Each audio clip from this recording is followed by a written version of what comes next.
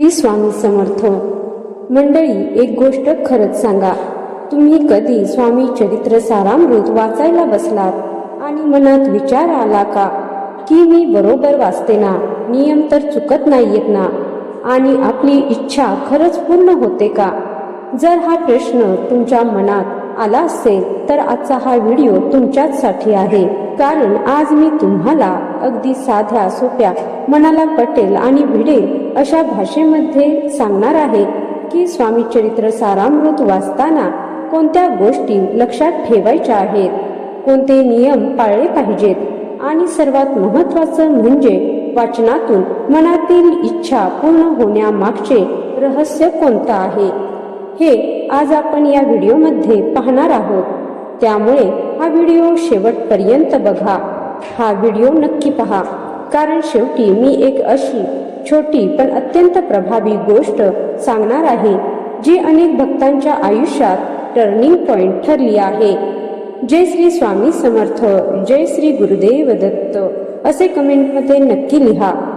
तर आजचा विषय खूप खास आहे.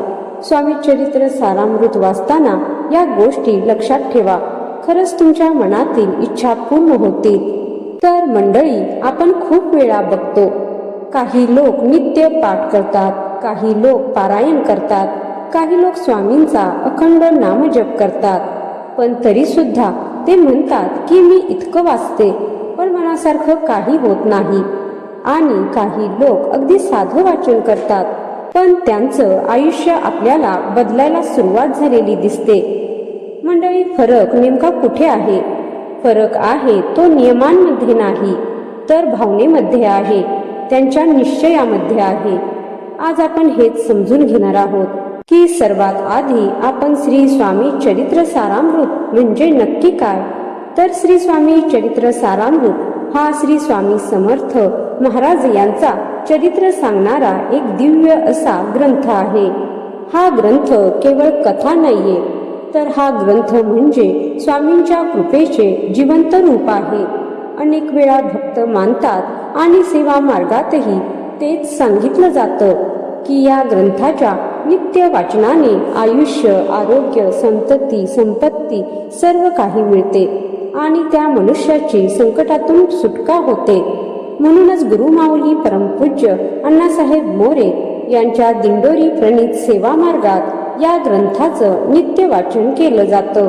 कारण श्री स्वामी समर्थ हे केवळ देव नाहीयेत, तर ते आपले आई वडील आहेत, ते आपले गुरु आहेत आणि तेच आपले रक्षण करते आहेत. आणि जेव्हा आपण त्यांच्या चरित्राचे वाचन करतो तेव्हा आपल्या मनातला अंधार हळूहळू दूर होतो आणि आयुष्यात प्रकाश यायला लागतो. आता आपण मुख्य मुद्द्यावर येऊया. स्वामी चरित्र सारामृत वाचताना कोणते नियम पाळले गेले पाहिजेत? हे नियम मी तुम्हाला खूपच सोप्या भाषेत सांगते, जेणेकरून तुम्ही लगेच आजपासून वाचनालाही सुरुवात करू शकता आणि हे नियम नित्य पाळू शकता. सेवा करताना आपल्याला नित्य 3 अध्याय वाचायचे आहेत. सेवा मार्गात असं सांगितलं जातं की रोज क्रमशः 3 अध्याय वाचायचे. म्हणजे आज जे अध्याय वाचले उद्या त्यानंतरचे वाचायचे. म्हणजे पहिल्या दिवशी 1, 2, 3, दुसऱ्या दिवशी 4, 5, 6 असा क्रम ठेवा. शक्यतो वाचन करायला सुरुवात गुरुवार पासून करावी. गुरुवार हा दिवस गुरुचा दिवस आहे. श्री स्वामी समर्थ हे देखील गुरु रूपातच आहेत. तसेच वाचन सुरू करताना एक छोटासा संकल्प घ्या. संकल्प खूप मोठा नसावा, फक्त मनात इतकं बोला की श्री स्वामी समर्थ महाराज, मी हे वाचन श्रद्धेने सुरू करते. माझ्यावर कृपा करा, माझं मन शुद्ध करा आणि मला योग्य तो मार्ग दाखवा. एवढाच संकल्प पुरेसा आहे.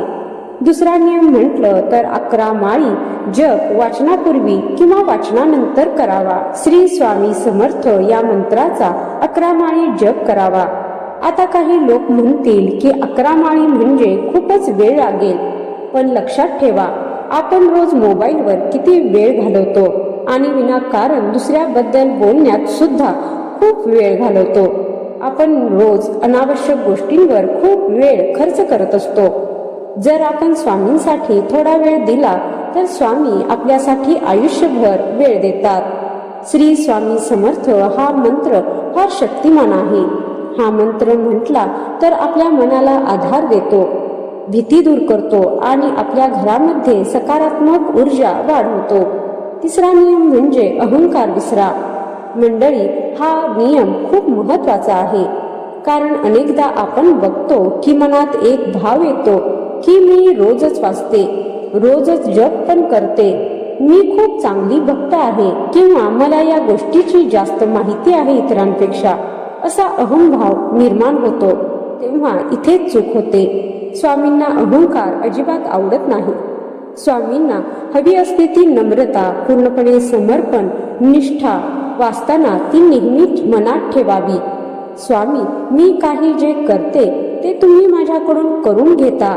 माझं आयुष्य तुमच्या चरणी आहे.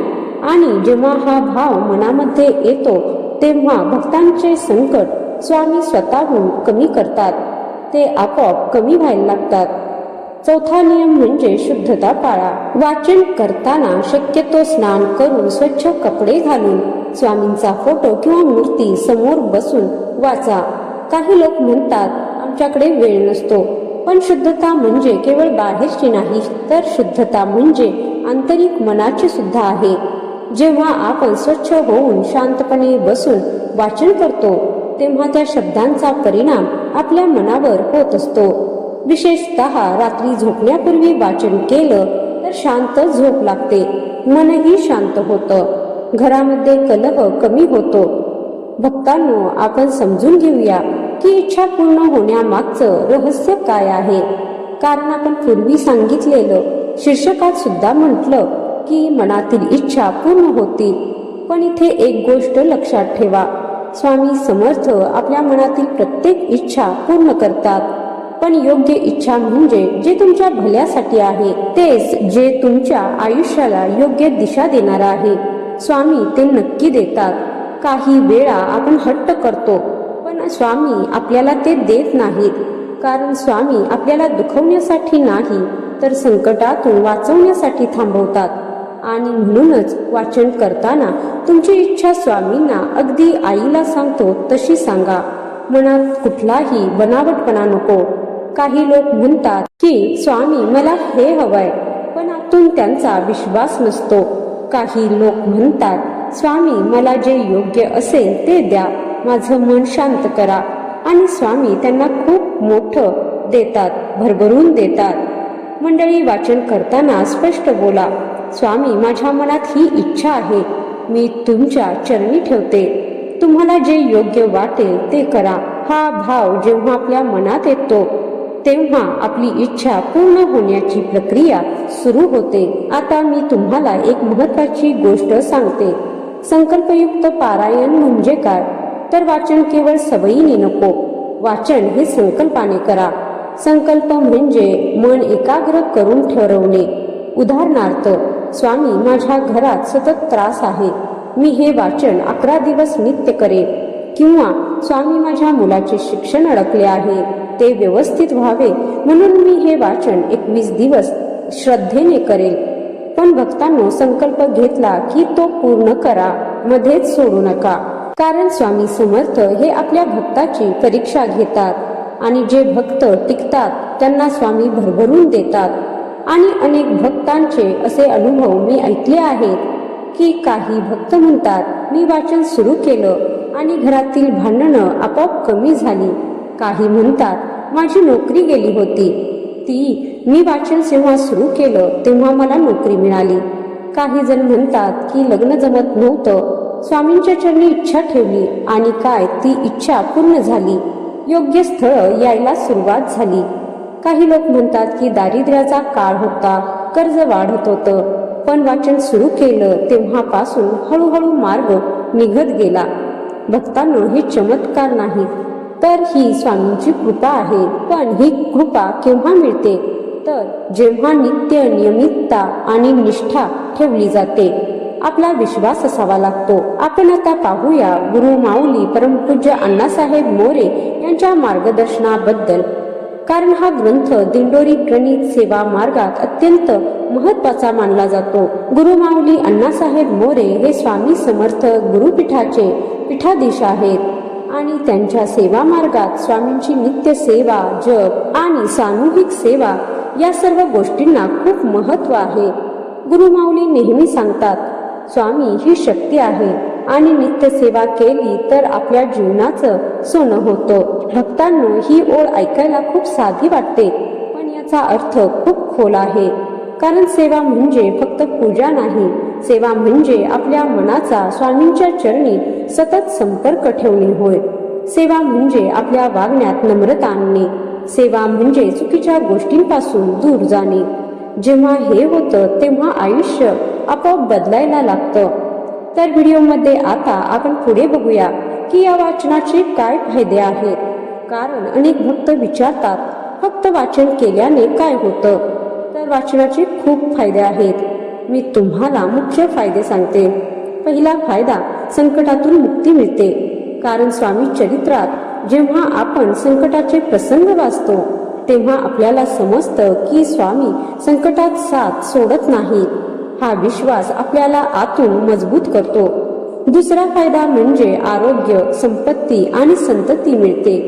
स्वामी समर्थ हे भक्तांच्या प्रत्येक गोष्टीची काळजी घेतात. तिसरा फायदा म्हणजे दिव्य ज्ञान प्राप्त होतं. म्हणजे आपलं मन हळूहळू बदलत, आपला राग कमी होतो, आपली भीती कमी होते आणि आपल्याला वाटणारी आपली स्वतःची असुरक्षितता कमी होते. आणि चौथा फायदा म्हणजे मन शांत होतं. आजच्या काळात या गोष्टीची सर्वात मोठी गरज आहे मनशांती. आणि स्वामी चरित्र सारामृत वाचलं की मनात एक वेगळाच आधार तयार होतो.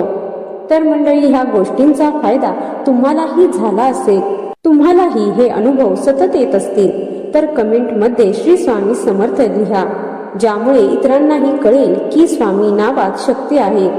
तर स्वामी समर्थ चरित्र सारामृत याचे वाचन करत असताना एक वेळ ठेवा. उदाहरणार्थ रात्री झोपण्यापूर्वी 15 ते 20 मिनिटं. कारण वेळ ठरला की आपलं मन तयार होतं. दुसरी गोष्ट म्हणजे वाचन करताना मोबाईल बाजूला ठेवा. मध्येच मोबाईलला नोटिफिकेशन येतं आणि आपलं मन अस्थिर होतं. तिसरी टीप म्हणजे वाचन सुरू करताना छोटासा दिवा लावा, धूप लावा आणि डोळे बंद करून स्वामींचे नाव घ्या. यामुळे वातावरण पवित्र होतं. चौथी टीप म्हणजे वाचन झाल्यावर 2 मिनिट शांत बसा.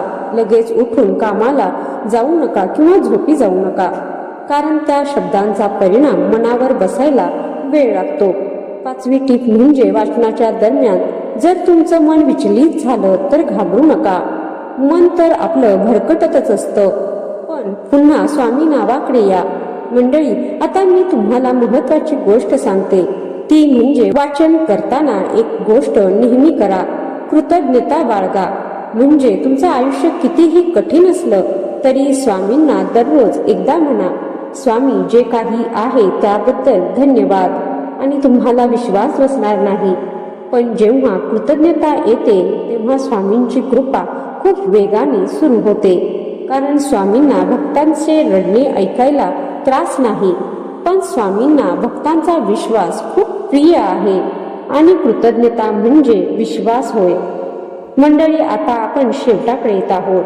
मी तुम्हाला एकच विनंती करते, जर तुम्ही आजपर्यंत स्वामी चरित्र सारामृत वाचलं नसेल, सुरू केलं नसेल वाचायला, तर तुम्हाला एकच विनंती करते, तर ते आजपासून सुरुवात करा. गुरुवारपासून सुरू करा. संकल्प घ्या, रोज 3 अध्याय वाचा आणि 11 माळी जप करा. शुद्धता ठेवा, अहंकार सोडा. स्वामी सेवेमुळे खरंच तुमच्या आयुष्याचं सोनं होईल. तर आजचा हा माहितीपूर्ण व्हिडिओ तुम्हाला आवडला असेल तर व्हिडिओला लाईक करा आणि हो, जास्तीत जास्त शेअर करा, ज्यामुळे एखाद्या अडचणीत असणाऱ्या व्यक्तीला स्वामींमुळे मार्ग मिळेल आणि स्वामी चरित्र सारामृताचे महत्त्वही कळेल. व्हिडिओ शेवटपर्यंत पाहिल्याबद्दल धन्यवाद. जय श्री स्वामी समर्थ.